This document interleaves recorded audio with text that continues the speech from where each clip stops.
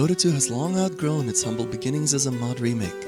Though other games out there are quite beginner-friendly, today even people brand new to the game are expected to know and to follow the meta. The meta isn't just a set of heroes that are stronger than others or items that are the go-to of a patch. No, it's everything. The meta defines how to farm and how to fight. It's an unspoken code that's so familiar to experienced players that even coaches will forget to bring it up. I'm Tsar Potato, and today we'll explore the unwritten laws, the innate strategies, the rules for Dota. The rules I'm about to cover are more like guidelines than actual rules.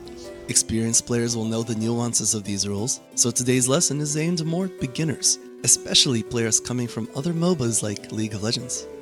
At the end of this video, if you're an experienced Dota player, tell me which of these rules you've already been doing but never really thought about, down in the comments. Enough preamble, let's get started. Rule 1. When in doubt, hit creeps. Dota's macro is complex. There's ganking, fighting, warding, pushing, objectives, and much more. But when your tasks are done, you'll often find yourself in downtime. You shouldn't just sit idly by a tower waiting for something to happen. Instead, go kill some creeps in the jungle and farm up that golden experience. As Base Hunter once said, we're running around and creeping while the opponents were sleeping. Rule 2. Never cross the river alone and blind. You never know what horrors might be lurking in the shadows. I'm dying. Help me. Set up vision if you want to invade, and use the guise of smoke to invade as a group. Try and keep tabs on the enemy movements in your minimap. If you go for dangerous farm, you will be farmed in turn. Rule 3. Dota breathes. There is power in being grouped, but it comes at the cost of golden experience. Don't try to fight all the time. Try instead to split up and farm a little bit. Remember to breathe. If all you do is group, you will suffocate. Rule 4. Know how to spend your mana for farming. Though it's important to use your spells to farm the jungle faster, try to not let your mana pool drop far under 50%. Buy and use clarity potions and sustain yourself out of combat. Relax and farm with your spells, but be ready for battle. At any point it might break out, and you can use your town portal scroll to join in. Remember, an empty gun cannot fire. Rule 5. Always carry a town portal scroll. Town portal scrolls are cheap and their uses are varied. You can teleport to fights or to save a tower, among many other uses. You can also use it to escape.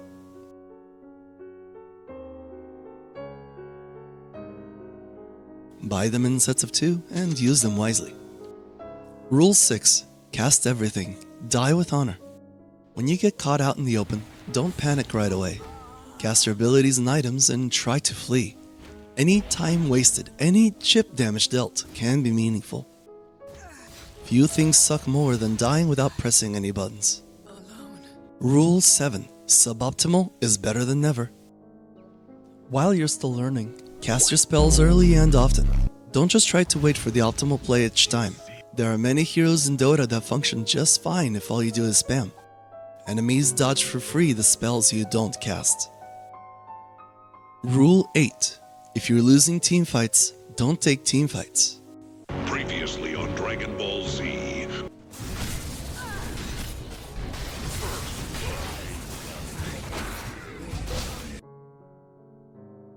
When you're far behind in teamfight power, just don't take direct confrontations. Go farm, split push, use a smoke of deceit for a gank. If the enemy just want to fight, why play their game? Make them play yours. Give up a few towers and farm up that next powerful item. The game is called Defense of the Ancients, not Defense of the Tier 2 tower. Rule 9. Heal up. 20% health can make the difference between being dead and surviving with a sliver.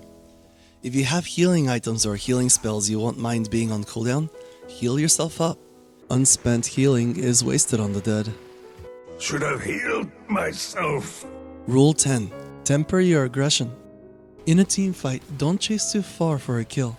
As the fight progresses to victory, sure, but keep with your team for the start. If you only chase for kills, you'll find yourself surrounded. I'm dying. Rule 11. Unsaid is unnoticed. Ping enemy items, abilities, and locations. Ping health and mana bars, your own cooldowns, and the cost to complete items in Quick Buy. Let's not forget to also ping missing enemies or the spawn of a rune. Information wins wars. Rule 12. Use and abuse Quick Buy. Learn how to use Quick Buy with hotkeys, then set up items during your games. Trivialize shopping by letting the game find item components for you in the shop. Best of all, you can shop and farm at the same time. An item bought seconds faster can snowball a game.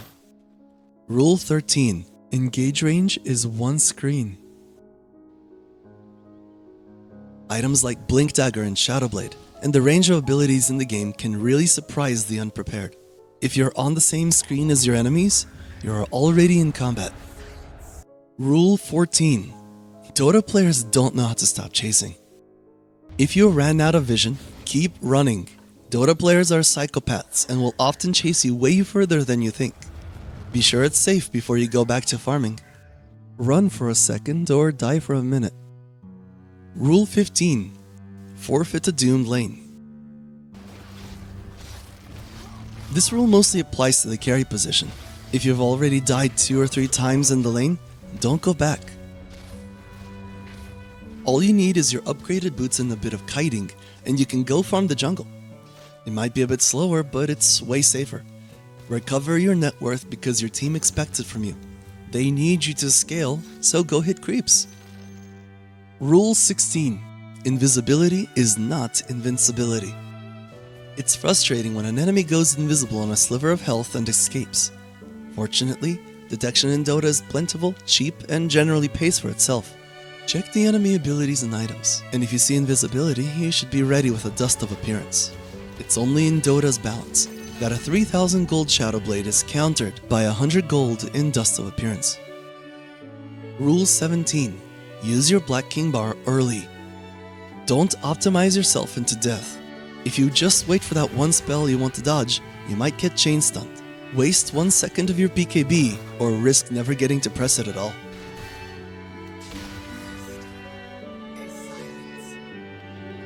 Rule 18. Save for buyback.